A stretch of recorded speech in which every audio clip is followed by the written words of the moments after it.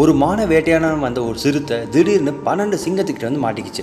அந்த 12 சிங்கத்துக்கிட்ட இருந்த அந்த சிறுத்தை உயிரோடு தப்பிக்குமா இல்லையான்றதை வாங்க இந்த வீடியோ பார்த்து தெரிஞ்சுக்கலாம். ஸோ இந்த சிறுத்தை என்ன ஆச்சு, நார்மலாக தன்னோட இறைக்காக ஒரு மான வேட்டையாளன் வந்தப்போ 12 சிங்கத்துக்கிட்ட வந்து மாட்டிக்கிச்சு. ஆனால் என்ன ஆகுது, இந்த சிறுத்தை வந்து எப்படியோ போராடி வெளியில் தப்பிக்கணும்னு சொல்லிட்டு போராடுது. பட் ஆனால் முடியவே இல்லை.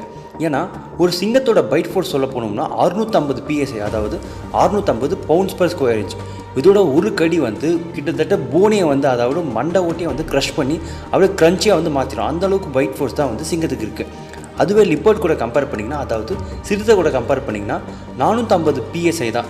சிங்கத்தை கம்பேர் பண்ணுறப்ப கொஞ்சம் கம்மி. இதுவே நம்ம ஹியூமன்ஸ் கூட கம்பேர் பண்ணால் ரொம்பவே கம்மி. நம்மளுக்கு வந்து வெறும் 160 PSI தான். அந்த சிறுத்தை என்ன பண்ணுது, எப்படியோ கஷ்டப்பட்டு அந்த பக்கமும் இந்த பக்கம் நெளியுது.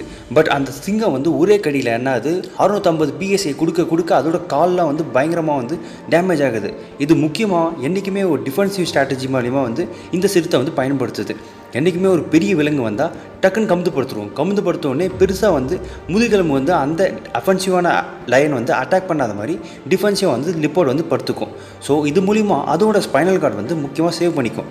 ஆனால் என்னதான் வந்து ட்ரை பண்ணாலும் 12 சிங்கம் சூழ்ந்துருக்கிறதுனால நம்ம சிறுத்தையால் ஒரு விஷயமும் பண்ண முடியல. இந்த சிங்கத்தெல்லாம் வந்து 250 கிலோ இருக்கிறதுனால அதோட வெயிட் ஃபோர்ஸும் அதோட பைட் ஃபோர்ஸும் அதோட ஸ்ட்ரைக்கிங் கேப்பபிலிட்டிஸ் வந்து ரொம்பவே அதிகம். அதுவே சிறுத்தை கூட கம்பேர் பண்ணிங்கன்னா வெறும் 90 110 கிலோ தான் வந்து சிறுத்தையோட வெயிட் வந்து இருக்கும். ஸோ அதனால் இது பண்ணாலும் இந்த சிறுத்தையால் தப்பிக்கவும் முடியாது. அதுவும் சிறுத்தை வந்து அந்த பக்கமும் இந்த பக்கமும் தேடுது, எங்கேயாச்சும் மரம் இருக்கா, டக்குன்னு வந்து ஓடி மேலே போய் ஏறிடலாமான்னு சொல்லிட்டு பயங்கரமாக தேடுதாலும் எதுவும் பண்ண முடியல. ஏன்னா 12 சிங்கங்கள் சூழ்ந்துருக்கிறதுனால எந்த விஷயமும் அதனால் பண்ணவே முடியல. ஸோ தேவையில்லாமல் நம்ம இந்த மாற்றிக்கிட்டோமோன்னு சொல்லிட்டு அந்த நேரத்தில் வருத்தப்பட்டு என்ன பிரயோஜனம். கடைசியில் அந்த சிங்கம் என்ன பண்ணுது, கரெக்டாக வந்து அதோட கழுத்தை பிடிச்சி ஒரே முறுக்கிறது, அவ்வளோதான். கடைசியில் அந்த சிறுத்தையும் வந்து இறந்து போயிடுது.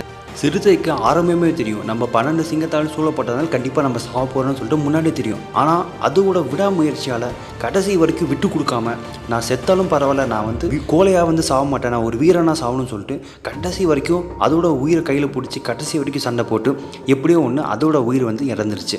ஸோ என்னதான் வந்து தோல்வியே கடைசியாக வந்தால் கூட விடாமுயற்சியோட இந்த சிறுத்தை மாதிரி இருக்கணும். நம்ம தோத்தாலும் சரி ஜெயித்தாலும் சரி முயற்சி வந்து விட்டு கொடுக்கணுன்னு தான் இந்த சிறுத்தை மூலிமா நம்ம கற்றுக்கின பாடம். Okay guys, let me see you in the next video. Tata, bye bye.